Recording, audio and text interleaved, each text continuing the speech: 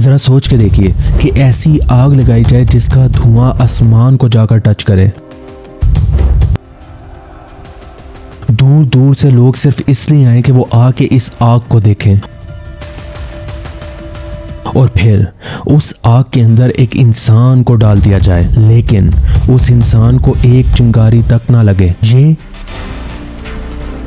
کوئی فینٹیسی سین نہیں ہے، بلکہ قرآن کا ذکر کیا ہوا ایک اصل واقعہ ہے جو کہ اللہ کے ایک عظیم پیغمبر حضرت ابراہیم علیہ السلام کے ساتھ ہوا. حضرت ابراہیم علیہ السلام نے اپنی قوم کو شرک سے روکا، ان کے جھوٹے بتوں کو توڑ دیا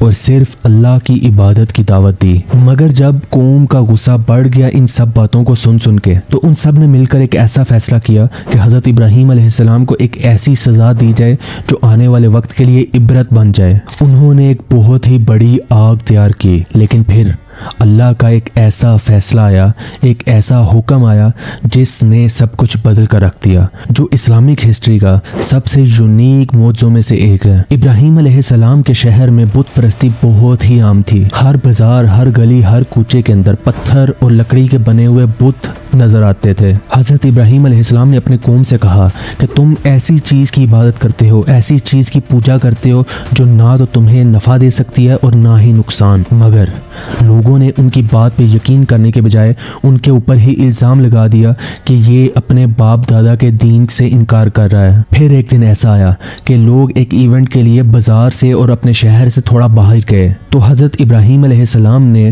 سب سے پہلے چھوٹے چھوٹے سب بتوں کو توڑ دیا، اور جو سب سے بڑا بت تھا صرف اس کو چھوڑ دیا، اور جس کلہاڑی سے بتوں کو توڑا تھا وہ اس سب سے بڑے بت کے کندھے پر رکھ دی. جب لوگ واپس آئے تو انہوں نے سب سے پہلے ایک ہی بات کی کہ یہ سارا کا سارا منظر جو ہم دیکھ رہے ہیں یہ ابراہیم کے علاوہ کوئی اور کر ہی نہیں سکتا. اس پر حضرت ابراہیم علیہ السلام نے ایک بہت ہی اچھی بات کی، اور وہ یہ تھی کہ تم کیوں نہ اپنے سب سے بڑے بت سے پوچھ لو کہ آخر یہ کس نے کیا ہے. کچھ لوگوں کو وہاں پر سمجھ آ گئی کہ حضرت ابراہیم علیہ السلام ان کو سمجھانے کی کوشش کر رہے ہیں کہ یہ بت اصل میں کچھ کر ہی نہیں سکتے. مگر انہوں نے بات کو سمجھنے کی بجائے، بات کو تسلیم کرنے کے بجائے غصے میں آ کر یہ حکم دیا کہ ابراہیم علیہ السلام کو زندہ آگ میں جلا دیا جائے. حضرت ابراہیم علیہ السلام کو زندہ جلانے کا فیصلہ صرف ایک سزا ہی نہیں تھی، بلکہ پوری کی پوری قوم کے لیے ایک اوپن شو تھا، تاکہ آنے والے وقت کے اندر اگر کوئی بھی شخص بتوں کے خلاف آواز اٹھائے تو اس کے لیے اوپن چیز ہو کہ اس کا بھی یہی حال کیا جائے گا. سارے شہر کے لوگوں نے مل کر اتنی بڑی آگ تیار کی کہ اس کا دھواں آسمان کو جا کر لگ رہا تھا. آگ چل جانے کے بعد اس کی اتنی زیادہ گرمی ارد گرد تھی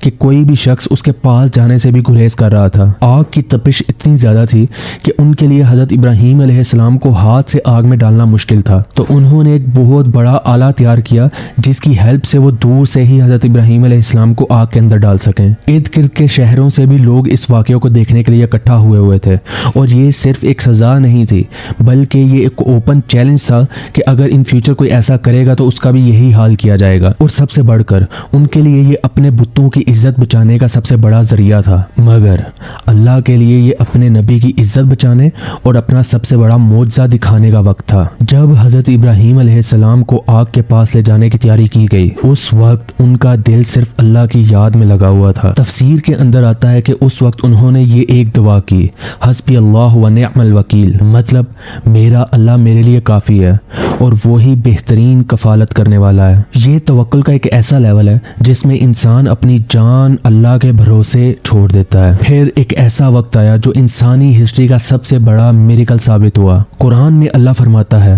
ہم نے کہا اے آگ ابراہیم پر ٹھنڈی ہو جا اور سلامتی والی ہو جا. اس موقع کے اوپر آگ جس کا کام ہوتا ہے جلانا، اس نے اپنی نیچر ہی بدل دی اور وہ بالکل ٹھنڈی ہو گئی صرف حضرت ابراہیم علیہ السلام کے لیے اور صرف اللہ کے حکم پر. اور جو لوگ حضرت ابراہیم علیہ السلام کا خاتمہ سمجھ رہے تھے ان کو پھر سمجھ میں آیا کہ یہ صرف خاتمہ نہیں تھا، بلکہ جتنے لوگ آس پاس اکٹھے ہو کر یہ سب کچھ دیکھ رہے ہیں، حضرت ابراہیم علیہ السلام کی عزت ان لوگوں کی نظر میں اور زیادہ بڑھ گئی. جب सारी आग बुझ गई और लोगों ने देखा कि हज़रत इब्राहीम अलैहिस्सलाम बिल्कुल ठीक हैं, उनको एक खराश तक नहीं आई। तो उनके चेहरों पर हैरानी बिल्कुल साफ वाज़िया दिख रही थी। कुछ वक्त पहले वो जिस इंसान को जलता हुआ देखना चाह रहे थे और जला हुआ देखना चाह रहे थे, वो उनके सामने बिल्कुल सही सलामत सिर्फ अल्लाह के हुक्म से खड़ा था। आग ना तो सिर्फ जिस्म को जला सकी बल्कि हज़रत इब्राहीम अलैहिस्सलाम के कपड़ों को भी कुछ नहीं हुआ। इस सारे वाक़ये से हमें एक बहुत ही इंपॉर्टेंट चीज़ सीखने को मिलती है कि अगर अल्लाह किसी को प्रोटेक्ट करना चाहे तो पूरी दुनिया भी उस शख्स का कुछ नहीं बिगाड़ सकती। अल्लाह के इस बहुत बड़े मौज़े को देखकर कुछ लोग तो फ़ौरन ही हज़रत इब्राहीम अलैहिस्सलाम और अल्लाह के ऊपर ईमान ले आए, लेकिन फिर भी कुछ लोग ऐसे थे जो अपनी अकड़ में अपने शिर्क के ऊपर कायम रहे। अल्लाह के बहुत बड़े बड़े साइन इस दुनिया में मौजूद हैं और बहुत से लोग ऐसे हैं जो इन साइंस को देखकर अल्लाह के ऊपर ईमान ले आते हैं, लेकिन बहुत से लोग फिर भी ऐसे बचते हैं जो इन साइंस को इग्नोर कर कर फिर भी अपनी शिरकिया ज़िंदगी के अंदर लगे रहते हैं। हज़रत इब्राहीम अलैहिस्सलाम ने फिर भी अपनी कोशिशों को जारी रखा।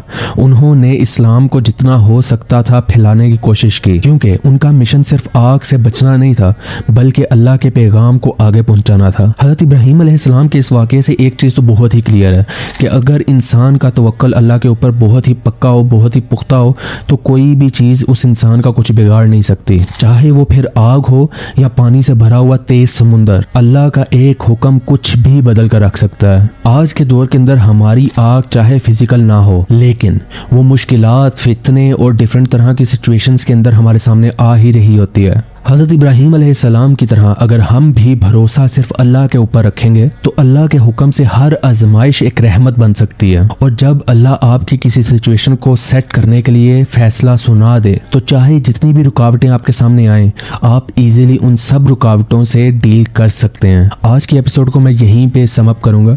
आई होप इस एपिसोड से आपको कुछ ना कुछ लाजमी सीखने को मिला होगा। अगर ऐसा है तो कॉमेंट में लाजमी बताइएगा और चैनल को सब्सक्राइब और एपिसोड को लाइक करना मत भूलिएगा। मिलता हूँ आपके साथ किसी न्यू एपिसोड में किसी न्यू टॉपिक के साथ। अल्लाह हाफिज़।